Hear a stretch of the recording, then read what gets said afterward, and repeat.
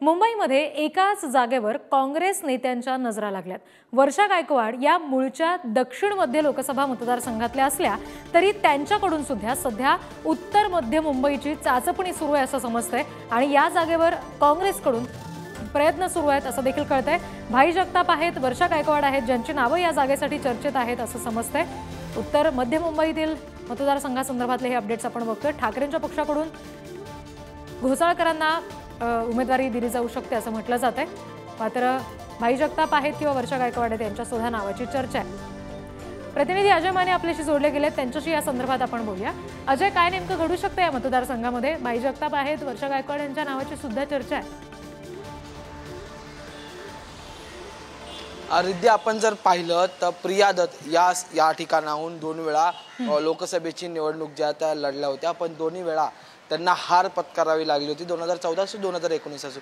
पण जर समोरची बाजू बघितली तर अद्याप भाजपकडूनही त्या जागेवर कोण उमेदवार असणार याच्यावर शिक्कामोर्तब केलेला नाही। पूनम महाजन त्या ठिकाणी विद्यमान खासदार आहेत, त्यांनाही तात्काळ ठेवण्यात आलेलं आहे। आता जर पुढे जाऊन पाहिलं तर काँग्रेसचं चित्र असं आहे की दक्षिण मध्य मुंबईची जागा काँग्रेसकडून मागण्यात येत होती, पण ठाकरेंच्या शिवसेनेने त्या ठिकाणी अनिल देसाई यांची उमेदवारी जी आहे ती थेट घोषित केली आणि त्यानंतर पुन्हा एकदा आपला मोर्चा दक्षिण मध्यातून वर्षा गायकवाडने उत्तर मध्यकडे वळवल्याची माहिती जी आहे ती आता चर्चेत आहे। आता याकडे पुढे जाऊन जर पाहिलं तर प्रिया दत्त मागच्या अनेक दिवसांपासून सक्रिय राजकारणात फिरताना आपल्याला पाहायला मिळत नाहीये। त्यावेळी कुठल्या सभेला किंवा मग त्यांच्या भाषणाला कोणत्याही माध्यमांसमोर त्या आलेल्या नाहीत। त्यामुळे नक्कीच अशी चर्चा आहे की उत्तर मध्य मुंबईचा यंदाचं तिकीट जे आहे ते बदललं जाणार आहे। मग त्या ठिकाणी आता आपली फिल्डिंग लावण्यासाठी ही सगळी नेते मंडळी त्या ठिकाणी आपली फिल्डिंग लावतात। त्यात मग पहिलं नाव जे आहे ते वर्षा गायकवाड, दुसरं नाव जे आहे ते नसीम खान यांचा काही कमी मतदारांकडून जो तो त्यांचा पराभव झाला होता विधानसभेच्या वेळेत